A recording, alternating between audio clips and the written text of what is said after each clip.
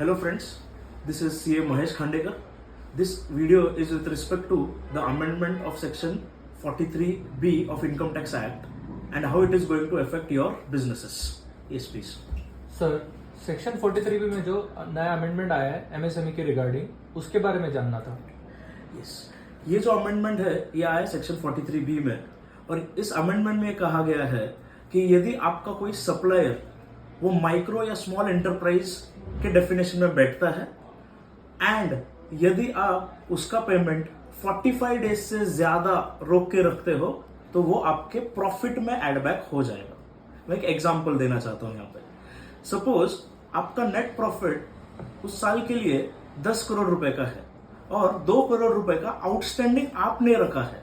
ये आउटस्टैंडिंग किसी माइक्रो या स्मॉल एंटरप्राइज का है तो आपके नेट प्रॉफिट में ये 2 करोड़ रुपए ऐड बैक हो जाएंगे। बट इसका नतीजा क्या होगा? 2 करोड़ रुपए पे बट नेचुरल 30% का टैक्स बैठने वाला है।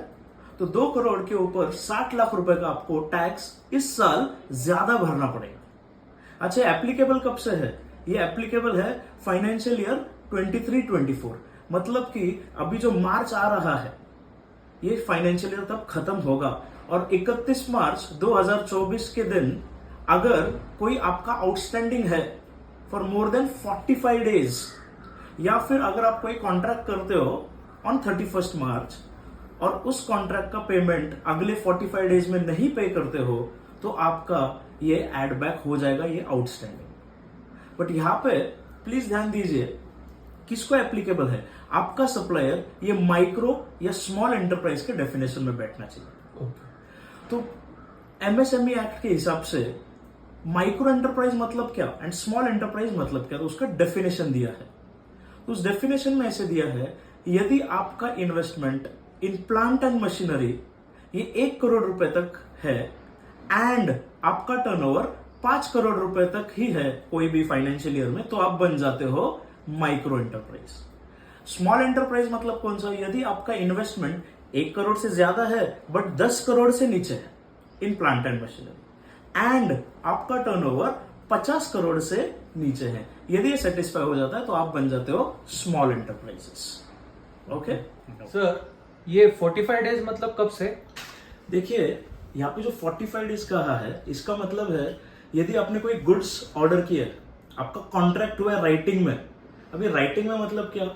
यदि आपने कोई परचेस ऑर्डर दी है या मेल किया हुआ है, हाँ, तो जब आपका गुड्स आ जाएगा, आपने गुड्स एक्सेप्ट किए जिस दिन, उस दिन से 45 डेज के अंदर, ना कि बिल जब किया वहां से 45 डेज, जब गुड्स आपने एक्सेप्ट किए हैं वहां से 45 डेज के अंदर ही अंदर। अभी ये मान लो कि कभी ऐसा होता है कि गुड्स या सर्विस तो सामने वाले ने दे दिया बट वो आपके कॉन्ट्रैक्ट के हिसाब से नहीं है, तो फिर आपने क्या करना है? आपकी ड्यूटी होगी कि विद इन नेक्स्ट 15 डेज, 15 दिनों के अंदर ही अंदर राइटिंग में आपने ऑब्जेक्शन उठाना है। तो ये 45 डेज फिर थम जाएंगे और जब आपका ऑब्जेक्शन सॉल्व हो जाएगा, आपके हिसाब से गुड्स मिलेंगे, आपके हिसाब से जब सर्विसेज मिलेगा, तब से 45 डेज काउंट किए जाएंगे। ओके, यस सर और एक सवाल है, अगर हमारा क्रेडिट टर्म 45 डेज से ज्यादा हुआ तो?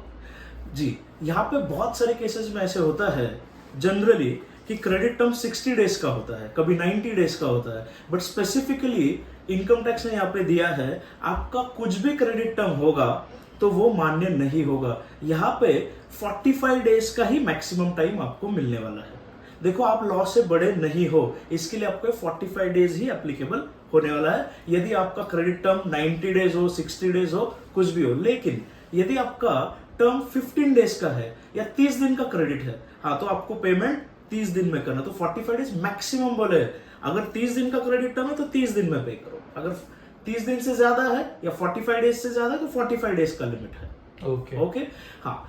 ये 45 डेज भी कैसा है दोस्तों? अगर आपका राइटिंग में कॉन्ट्रैक्ट है तो ही 45 डेज, अगर आपका ओरल कॉन्ट्रैक्ट है, से बहुत बार ऐसे होता है कि ओरली कॉन्ट्रैक्ट कर दिया, फोन कर दिया और बोल दिया माल भेज दो, तो ऐसे केस में ये जो 45 डेज है उसको टाइम लिमिट आ जाएगा 15 डेज, दैट इज 15 दिनों के अंदर ही पे करना पड़ेगा। यदि 15 दिन आउटस्टैंडिंग है, 15 दिन से ज्यादा, तो आपके प्रॉफिट में एड बैक हो जाएगा।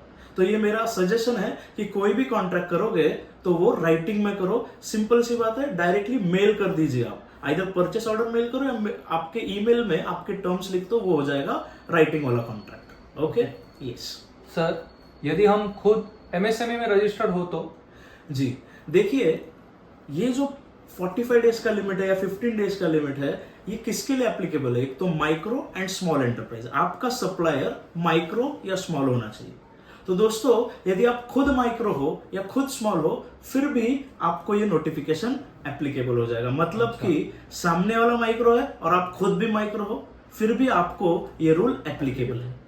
नाउ फ्रेंड्स, यहाँ पे मुझे क्वेरी आया था कि सर, क्या माइक्रो और स्मॉल एंटरप्राइज बोल के हमको क्या रजिस्ट्रेशन लेना अनिवार्य है, कंपलसरी है? तो प्लीज समझ लीजिए, एमएसएमईडी एक्ट में कहीं पे भी नहीं लिखा है कि आपको रजिस्ट्रेशन लेना कंपलसरी है। मतलब कि सपोज कोई एंटरप्राइज है, वो डेफिनेशन में बैठ रहा है जिसका investment in plant and machinery से 20 लाख का ही है और टर्नओवर से 80 लाख का ही है, बट एमएसएमई में रजिस्ट्रेशन नहीं लिया है, तो क्या उसको भी 45 डेज में पे करना है? तो आंसर इज यस।